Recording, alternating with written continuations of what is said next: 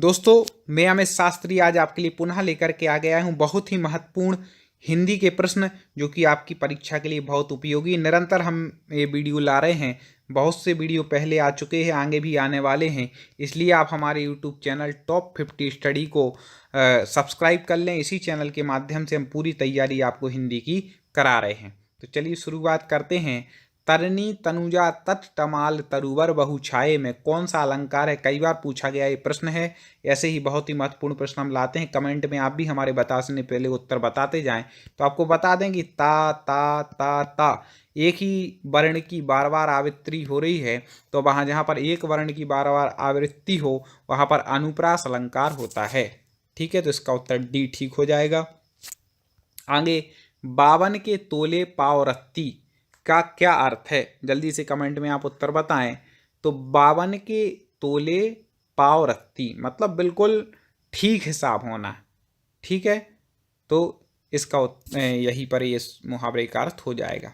आगे, शेर के कान कतरना मुहावरे का क्या अर्थ है? ये कई बार आपने सुना होगा, तो आपको बता दें। शेर के कान कतर लेते मतलब बहुत चालाक होना। शेर के कान कतरना मतलब बहुत चालाक होना, याद रखिएगा। आगे बढ़ते हैं, बहुत महत्वपूर्ण प्रश्न है।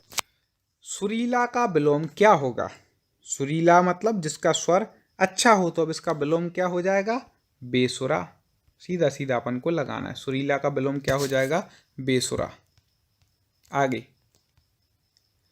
निम्नलिखित में से कौन सी पूर्वी हिंदी की बोली है? तो आपको बता दें कि जो पूर्वी हिंदी की बोली इन चार में से है वह क्या है? बघेली। वह क्या है? बघेली। ठीक है, इस बात को आप याद रखिएगा, क्योंकि पूर्वी हिंदी के अंतर्गत आती है अवधी, बघेली और छत्तीसगढ़ी। इसके लिए हमने ट्रिक आपको बताई है। अब छत्तीसगढ़ी याद रखिएगा। आ से अवधी, बा से बघेली और छत्तीसगढ़ी किसके अंतर्गत आती हैं? पूर्वी हिंदी। मेवाड़ी राजस्थानी के अंतर्गत आती है। ठीक है, और कुमाऊनी पहाड़ी हिंदी के अंतर्गत आती है, ऐसे बताए थे ना। और बिहारी हिंदी के अंतर्गत मैथिली, मगही, ये सब कुछ इसके अंतर्गत आती हैं। तो ये आपको याद रखना है कौन किस बोली के अंतर्गत आती है। बाकी हम तो आपको अपने YouTube channel top 50 study YouTube पर आप सर्च कीजिए, इसके माध्यम से आपको हिंदी बहुत अच्छे तरीके से पढ़ा ही रहे हैं। निम्नलिखित में से कौन सी पहाड़ी भाषा की बोली है? पहाड़ी भाषा, तो आपको बता दें कि गढ़वाली भी है, कुमाऊनी भी है, पश्चिमी पहाड़ी भी है। तो ये सभी इसका उत्तर ठीक हो जाएगा। हम आपको कम समय दे रहे हैं उत्तर बताने के लिए, इसलिए आप कमेंट खोल करके रखें और जैसे ही हम प्रश्न बोलें आप तुरंत खटाक से उत्तर बता दें। दाज्यू कहानी किसकी रचना है? दाज्यू कहानी आपको बता दें कि शेखर जोशी की रचना है। क्या? दाज्यू कहानी शेखर जोशी की। जूही की कली, बहुत वेरी वेरी IMP, किस कवि की प्रथम रचना है? जूही की कली किस कवि है? पहली रचना है उन कवि की। वो कौन से कवि हैं? तो आपको बता दें, निराला। निराला जी का फुल नाम क्या है? कई बार पूछा जाता है, सूर्यकांत त्रिपाठी निराला। ठीक है, इनकी पहली रचना क्या है? जूही की कली, याद रखिएगा। जूही की कली से निराला जी ने शुरुआत की थी। अब जो जूही की कली होगी वो तो निराली तो होगी। ठीक है, तो निराला जी की पहली रचना है। अगला है, ऋणजल धनजल किसका रिपोर्ट ताज है? तो आपको बता दें, ऋणजल धनजल, क्योंकि कवि और रचनाएं पूछे जाते हैं हिंदी के, तो वो हमें याद रखना है। तो आपको बता दें कि फणीश्वर नाथ रेणु जी का है ऋणजल धनजल। ठीक है, हमने ये ट्रिक में बताया था पिछले वीडियो में, क्योंकि कई सारे वीडियो आ चुके हैं कि रेणु का अर्थ आप लगा लें एक प्रकार से रेत, तो रेत में ऋणजल करेंगे और धनजल डाल देंगे। ठीक है, इस प्रकार से कुछ भी आप लगा सकते हैं। आगे, कौन सी रचना रेणु जी की नहीं है? रेणु मतलब फणीश्वरनाथ रेणु, जिनका मेला आंचल प्रसिद्ध उपन्यास है। ठीक है, तो कौन सी रचना नहीं है? तो मेला आंचल तो पहले ही बता चुके, पिछले वीडियो में आया था, फणीश्वरनाथ रेणु जी का है। परती परिकथा भी है और पलटू बाबू रोड भी है। हाँ, देहाती दुनिया नहीं है, तो इसका उत्तर क्या हो जाएगा? देहाती दुनिया। बाकी 3 फणीश्वरनाथ रेणु की रचनाएं हैं। अब देखें, सुमेलित कीजिए। सुमेलित करना है कि कौन किसकी रचना है, इसको आपको सुमेलित करना है। ठीक है, तो कौन सही सुमेलित है एक प्रकार से आप समझ लें तो पहला दिया है निर्मल वर्मा की अंतिम अरण्य। तो पहले ही हमें तो ठीक लग रहा है क्योंकि अंतिम अरण्य किन की रचना है, निर्मल वर्मा की, बाकी ठीक नहीं है। आगे कौन सही सुमेलित नहीं है, अब सुमेलित कौन सा सही नहीं है वो बतलाना है। तो प्रेमचंद जी की सदगति ये तो सही है, रेणु जी की रसप्रिया ये भी सही है, अमरकांत की जिंदगी और जोंक फेमस रचना है ये भी सही है। हाँ, मोहन राकेश की काटी का घटवार ये गलत हो जाएगा, तो ये सुमेलित नहीं है, डी उत्तर इसका हो जाएगा। आगे बढ़ते हैं। सा शब्द के उच्चारण में जिह्वा किस अंग का स्पर्श करती है। हमने पहले भी आपको बताया था कि 3 प्रकार के सा हैं। कितने प्रकार के, 3 प्रकार के। तो ये जो सा है वह कहलाता है मूर्धन्य सकार, ठीक है, और ये जो सा है वह कहता है तालब्य सकार, और ये जो सा है वह कहलाता है दंत सकार। तो यहाँ पर सा के उच्चारण में जिह्वा कहाँ मूर्धा से टकराती, स्पर्श करती, इसलिए इसको मूर्धन्य सकार बोलते हैं। शक्कर वाले सा को षटकोण वाले को तालब्य और सागर वाले सा को दंत सकार बोलते हैं, तीनों याद रखिएगा। वा का उच्चारण स्थान है, आपको बता दें कि बा अलग है, वा अलग है। यहाँ पर वा का उच्चारण स्थान पूछा गया है, तो वा का है कंठोष्ठ, ठीक है। संस्कृत में जब हम लोगों ने पढ़ा तो वहाँ बताया बकारस कंठोष्टम, मतलब वा का उच्चारण स्थान क्या है, कंठ ओष्ठ, ठीक है, क्योंकि कंठ से निकलती है, ओंठ दोनों इसमें मिल जाते हैं। आप देखना वा बोलेंगे तो ओंठ भी मिलेंगे और कंठ से आवाज निकल रही, इसलिए उसको क्या बोलते हैं, कंठोष्ठ। आपने संस्कृत भाषा यदि आप पढ़ना चाहते हो तो भी हमारे चैनल टॉप वयोवृद्ध का संधि विच्छेद क्या होगा, तो वयोवृद्ध में आपको सबसे पहले तो बता दें कि विसर्ग संधि होगी। अब विसर्ग संधि हमने इतना बता दिया तो आप आसानी से लगा लेंगे कि वयः प्लस वृद्ध, तो विसर्ग का हो जाएगा ओ, तो क्या बन जाएगा वयोवृद्ध, क्योंकि विसर्ग संधि में प्लस की इस तरफ क्या होता है, विसर्ग होता है। आगे देखें संकल्प का संधि विच्छेद क्या होगा, तो सम धन कल्प, एक हमने पहले जो पिछले वीडियो में प्रत्यय पूछा गया था संकल्प में, इसमें संधि पूछ ली, तो उसी के साथ हमने बता ही दिया था कि सम धन कल्प, तो माँ का अनुस्वार होकर के ऊपर बिंदी में बन जाएगा, तो संकल्प बन जाएगा, किस संधि में बनेगा, व्यंजन संधि के अंतर्गत बनेगा। बहुत अच्छी ट्रिक से हमने संधि पढ़ाई है, अब जरूर देखें। चैनल को सब्सक्राइब कर लेना दोस्तों, जिससे एक भी वीडियो ना छूटे। आपको नौकरी बिल्कुल यदि पानी है तो आप चैनल से जुड़ जाएं, वीडियो को लाइक करें और शेयर करें। भोधन अन का सही संधि है, भो का हो जाएगा भव, और ना तो भवन शब्द बन जाएगा, किस संधि का, अयादि संधि का। अयादि संधि की ट्रिक बताई कि 3 शब्द होंगे, कोई मात्रा नहीं होगी, देख लीजिए 3 शब्द है, मात्रा नहीं है, भवन। निम्न में कौन सी वर्तनी शुद्ध है, अब सबसे पहले तो शुद्ध उच्चारण कर लें, अपन क्या बोलते हैं, शारीरिक। अब देखें शारीरिक कहाँ पर लिखा हुआ है, तो ये लिखा है शारीरिक, ठीक है, शारीरिक, तो 3 नंबर ये सही हो जाएगा, दिमाग में बैठा लें। ये बहुत महत्वपूर्ण प्रश्न है दोस्तों, आपने देखा होगा पेपर में इसी प्रकार के प्रश्न आते हैं यदि पहले कभी हिंदी का पेपर दिया हो, इसलिए मैं बार बार कह रहा हूँ आप अच्छे से रट लें और शेयर जरूर करना आगे दोस्तों तक, जिससे वो भी इसको पढ़ पाएं। अगला, निम्न में किस शब्द की वर्तनी शुद्ध है। अब देखें पहले क्या लिखा है, हासिल, ये शुद्ध नहीं लग रही। फिर तत्कालिक, ये भी शुद्ध नहीं है। सार्वजनिक, ये भी नहीं है। हाँ, हिंदुस्तान, ये अपन को शुद्ध लग रहा है, तो उसका उत्तर क्या हो जाएगा, डी, हमारा हिंदुस्तान, हिंदुस्तान, ठीक है। आगे, राम बहुत तेज विद्यार्थी है, इस वाक्य में बहुत क्या है, ठीक है, इस वाक्य में बहुत क्या है, राम बहुत तेज विद्यार्थी। तो आपको बता दें कि तेज यहाँ पर विशेषण है और विशेषण की भी विशेषता बतला रहे हैं, इसलिए उनको क्या कहते हैं, प्रविशेषण।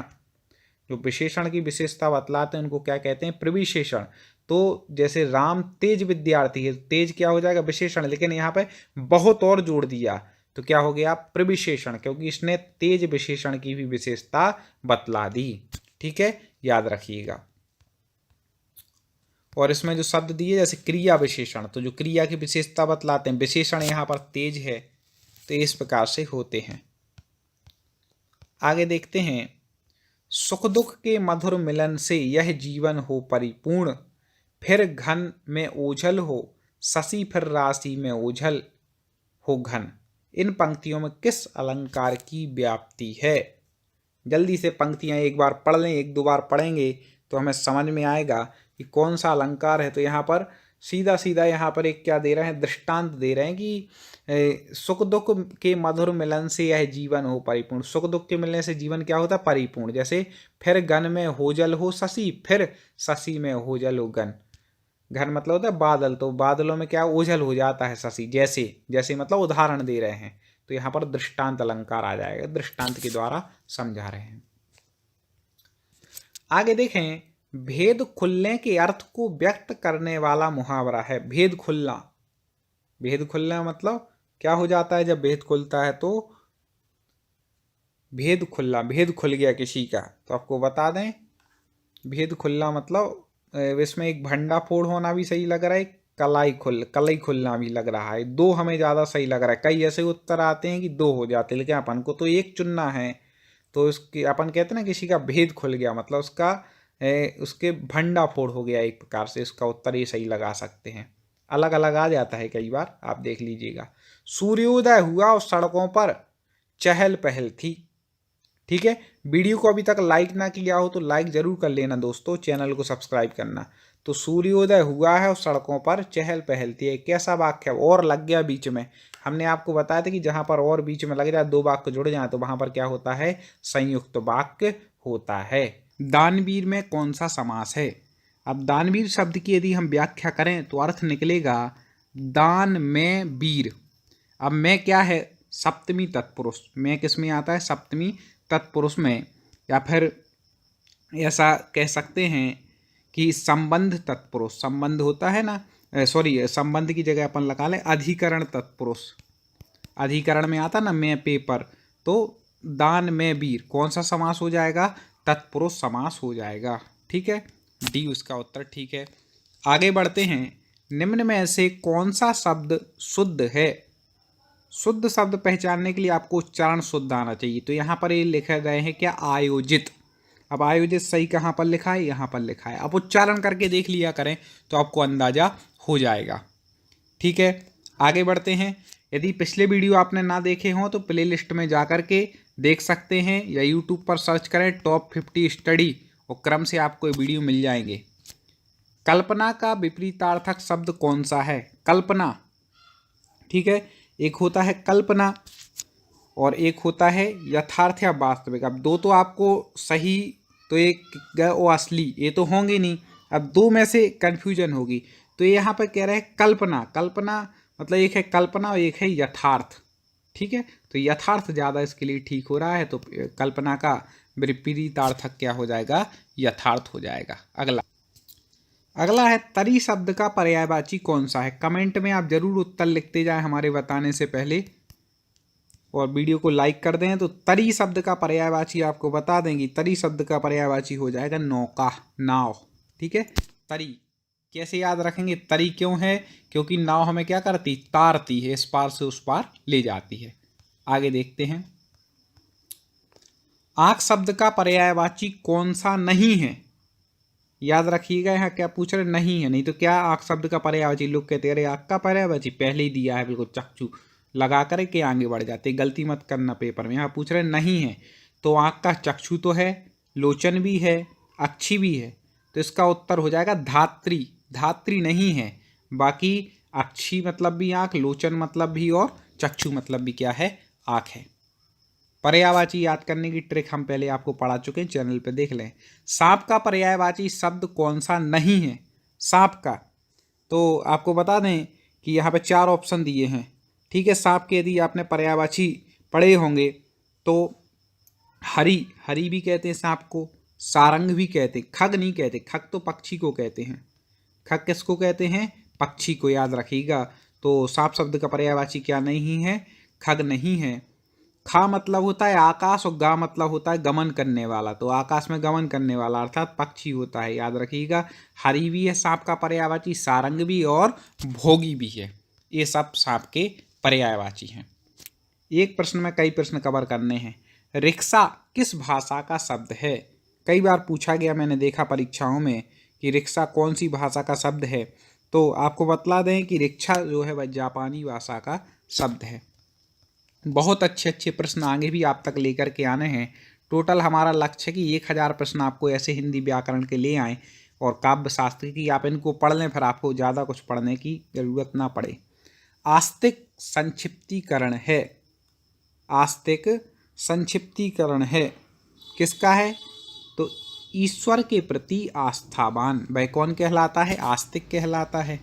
ठीक है। निम्नलिखित में से स्पर्श व्यंजन कौन सा है? मैंने आपको बताया था का से लेकर के माँ तक, मतलब कचट तक पूरे का खा गा घा हिंगा चाचा जा जा यहाँ, ये सब क्या कहलाते हैं? 25 वर्ण होते हैं। ये क्या कहलाते हैं? स्पर्शी व्यंजन कहलाते हैं। अब आप इसमें से देख सकते हैं कि कौन सा वो वर्ण है जो आता है, तो आपको पता है चा वर्ग में आता है छा, चा छा, तो छा क्या हो जाएगा? स्पर्शी व्यंजन हो जाए। क्यों कहते हैं? क्योंकि जब इसका उच्चारण करते हैं तो आपने देखना कि जैसे छा, तो जीभ जो है वह ऊपर तालू से टकरा रही है, स्पर्श कर रही है, इसलिए वह क्या है? स्पर्शी व्यंजन है। याद रखिएगा। 35वां देखें, निम्नलिखित में से कौन सा तत्सम शब्द है? तत्सम हम पहले भी बता चुके हैं कि जो शब्द संस्कृत से हिंदी में आए लेकिन वैसे ही उच्चारित होते हैं, लिखे जाते हैं जैसे संस्कृत में थे, उनको तत्सम कहते हैं, और जो बदल जाते हैं वो तद्भव कहलाते हैं। तो तत्सम आम्र, ठीक है। आम्र क्या है? यहाँ पर तत्सम है। आम के लिए क्या कहते हैं? आम्र। ठीक है। आँख, तो आँख का तत्सम हो जाएगा अक्षी। ठीक है, जो अभी आया था। आंसू का होता है अश्रु, ऐसे होते हैं अलग अलग, लेकिन अपन को यहाँ पर बतलाना है कि तत्सम आम्र है। ठीक है। निम्नलिखित में से कौन सा तद्भव शब्द है? यदि प्रश्न पसंद आ रहे हो तो वीडियो को लाइक और शेयर जरूर करना दोस्तों, अन्य लोगों तक पहुँचे। तो अब तद्भव बतलाना है। अब देखिए, तद्भव शब्द की आपको बात बतला दें तो इनमें से जो तद्भव शब्द पूछा गया, कोआ, ये तो तद्भव है भैया। कोआ तो कुत्ता भी तद्भव है, क्योंकि स्वान बोलते हो, कोयल भी तद्भव है। तो ये सभी क्या हो जाएंगे? तद्भव शब्द ही हैं, इसमें तत्सम नहीं है। आगे, का उच्चारण स्थान है। ठीक है। का कंठ, याद रखिएगा। ये डायरेक्ट आप बोल के भी देखेंगे ना, का, तो सीधे कंठ से आवाज़ निकल रही, जीभ कहीं नहीं टकरा रही है। ठीक है। का सीधे कंठ से, तो का क्या हो जाएगा? कंठ। हमने पूरा बताया भी था, का वर्ग होता है वह पूरा कंठ से ही उच्चारित होता है, ये भी याद रखिएगा। अगला देखें, निम्नलिखित में से कौन सा शब्द पुल्लिंग है? अब पुल्लिंग यदि अपन को सोचना है तो सबसे पहले एक बार तो शब्द का बोलना आना चाहिए और उसका प्रयोग करना आना चाहिए कि हमें शब्द का प्रयोग कैसे और कहाँ पर करते हैं। पहला दिया है आय। अपन क्या कहते हैं भैया? आपकी आय अच्छी है। अब अच्छी जब कह दिया तो पुल्लिंग, तो फिर आपको समझ में आ जाएगी कि इसमें तो हो नहीं सकता। ठीक है। आँख, तुम्हारी आँखें अच्छी हैं, अच्छी भी स्त्रीलिंग में आ गया। आदत, आपकी आदत अच्छी है, या आपकी आदत अच्छा है तो बोलते नहीं, अच्छी बोलते। हाँ। आलस्य नहीं करना चाहिए, तो यहाँ पर क्या हो जाएगा? आलस्य यहाँ पर पुल्लिंग हो जाएगा। बाकी तो अपन को स्त्रीलिंग दिखाई ही दे रहा है अलग से। आगे बढ़ते हैं। निम्नलिखित में से कौन सा शब्द स्त्रीलिंग है? ऐसे ही आप क्या वाक्य बना लिया करें तो आपको क्लियर हो जाएगा। अब कौन सा शब्द स्त्रीलिंग है? पक्षी। पक्षी उड़ता है। ठीक है। उड़ता है जब, तो भाई ये तो फिर स्त्रीलिंग हो ही नहीं सकता, उड़ती होना चाहिए। केकड़ा भागता है। चकोर खाता है, नहीं हुआ। गिलहरी, हाँ, गिलहरी खाती है, ऐसा बना सकते हैं। तो खाती आ गया, स्त्रीलिंग आ गया, तो क्या हो जाएगा? गिलहरी कैसा है? स्त्रीलिंग। ऐसी कई ट्रिकें हम आपको पढ़ाने के समय बताते हैं। आप तो चैनल से जुड़े रहें, सब्सक्राइब कर लें, वीडियो को लाइक कर लें। क्षत्रिय शब्द में प्रत्यय है। ठीक है। क्षत्रिय शब्द में प्रत्यय क्या है? शब्दों के बाद जुड़ते हैं प्रत्यय, ये तो आपको पता है। तो आपको बता दें, छत्र में ईय प्रत्यय लगने से क्या बनता है? क्षत्रिय शब्द बनता है। तो यहाँ पर कौन सा प्रत्यय हो जाएगा? ईय प्रत्यय हो जाएगा। कमेंट में आप भी उत्तर बताते जाएं। प्रत्यय है लखनऊ में, जल्दी से बताइए साहब क्या है? लखनऊ शब्द में प्रत्यय। तो आपको बता दें कि लखनऊ शब्द में, लख शब्द में नऊ जोड़ने पर क्या बन जाएगा? लखनऊ। इस प्रकार से उसको बना सकते हैं। और यदि लखनवी हो जाता है यहाँ पर, तो फिर ई प्रत्यय वहाँ पर कर देते। ठीक है, ये भी याद रखिएगा। कनक का कौन सा अर्थ नहीं है? कनक कनक ते 100 गुनी वाला तो आपने श्लोक सुना ही होगा। तो यहाँ पे पूछ रहे कनक का अर्थ क्या नहीं है, तो कनक का अर्थ सोना है, धतूरा है, दो तो अपन कनक कनक वाले उससे समझ में आ जाता। अब आपको चुनना है चंद्रमा और नाग केसर। तो आपको बता दें चंद्रमा नहीं है कनक का अर्थ, नाग केसर तो है। ठीक है, तो इसका उत्तर हो जाएगा चंद्रमा। बाकी कनक के अर्थ क्या है, एक सोना है, एक नाग केसर, एक धतूरा है। ये 3 अर्थ हैं। आगे बढ़ते हैं। चुनाव में नेता लोग पानी की तरह रुपया बहाते हैं, इस वाक्य में पानी का क्या अर्थ है? चुनाव में नेता लोग कैसा बहा देते हैं कि नहीं रिश्वत देने में, तो पानी का अर्थ क्या है? तो पानी मतलब व्यर्थ।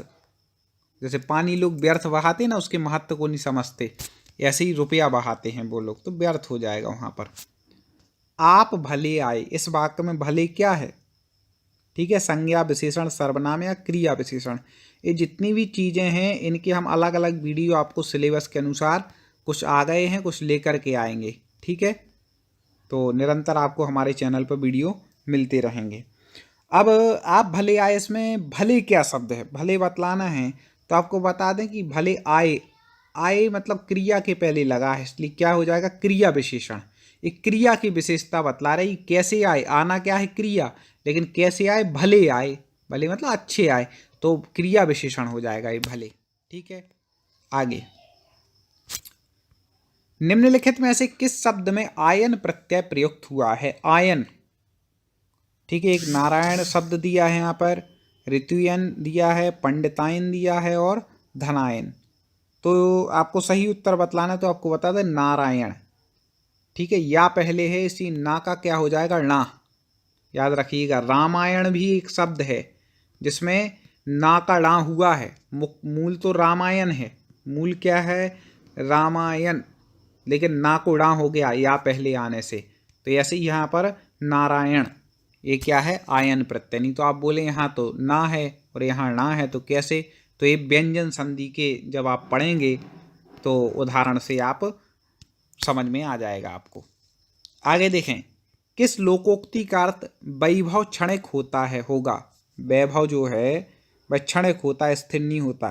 तो कौन सी लोकोक्ति के अनुसार यह कहा गया है? सांच को आँच नहीं, ये नहीं, अधर गगरी छलकत जाए, ये भी नहीं, पांचों उंगलियां बराबर नहीं होती, ये भी नहीं उतना परफेक्ट बैठ रहा। डी देखें, 4 दिन की चांदनी फिर अंधियारी रात, मतलब 4 दिन की चांदनी होती फिर तो अंधियारी रात आती है। मतलब अपन नहीं कहते भी ये बहुत ज़्यादा वैभव है, लेकिन कोई ठिकाना नहीं है, तो यही हो जाएगा डी। आगे 5-7 की लकड़ी एक जने का बोझ, लोकोक्ति का क्या अर्थ है? बहुत कठिन कार्य होना नहीं, असंभव बड़ी शर्त नहीं। हाँ, ये चौथे नंबर पे दिख रहा है, मिलकर काम करने से कार्य, कठिन कार्य भी सरल हो जाता है। ठीक है, क्या था कि 5-7 की लकड़ी एक जने का बोझ, मिलकर के काम करते हैं तो बड़ा काम भी आसान हो जाता है। काव्य में कितने रस माने जाते हैं? ये तो सब पे बनना ही चाहिए, यदि आप हिंदी व्याकरण साहित्य पढ़ रहे हैं तो आपको बता दें कि काव्य में 9 रस माने जाते हैं। मेला आंचल कई बार पूछा गया है, किसका उपन्यास है? मेला आंचल किसका उपन्यास है? तो आपको बता दें फणीश्वर नाथ रेणु जी का आंचल है मेला आंचल। ठीक है, तो रेणु जी का आंचल, फिर मेला आंचल किसका उपन्यास है? फणीश्वर दास जी रेणु जी का, याद रखिएगा। ठीक है, या ऐसे लगा सकते हैं याद करने के लिए कि फणीश्वर नाथ जी जब रेत में खेल रहे थे तो उनका आंचल कैसा हो गया? मेला हो गया। ऐसे भी याद रख सकते हैं, ट्रिक है, कैसे भी याद रखें। अंग्रेजी शब्द ड्राफ्टिंग का भारत सरकार द्वारा स्वीकृत हिंदी अनुवाद होगा? जल्दी से बताइए कमेंट में। और पिछले वीडियो ना देखे हो तो प्लेलिस्ट में जा कर के वो ज़रूर देख लेना आप, क्योंकि बहुत ज़रूरी है आपका पहले के वीडियो देखना। ठीक है, टॉप 50 स्टडी पर पूरे वीडियो लाइन से उपलब्ध हैं, आप पूरा देखें। तो फणीश्वर नाथ रेणु जी का अपन पढ़ लिया। अंग्रेजी शब्द का ड्राफ्टिंग का हिंदी अर्थ क्या होगा? जल्दी से बता दीजिए, A, B, C या D। तो आपको बता दें ड्राफ्ट मतलब प्रारूपण। ठीक है, प्रारूपण इसका उत्तर ठीक हो जाएगा। आपको प्रश्न हमें उम्मीद है अच्छे लग रहे होंगे, पसंद आ रहे होंगे। आगे ऐसी वीडियो और मिलेंगे, चैनल को सब्सक्राइब कर लें, वीडियो को लाइक कर लें। अगले वीडियो में पुनः मुलाकात होगी। जय हिंद।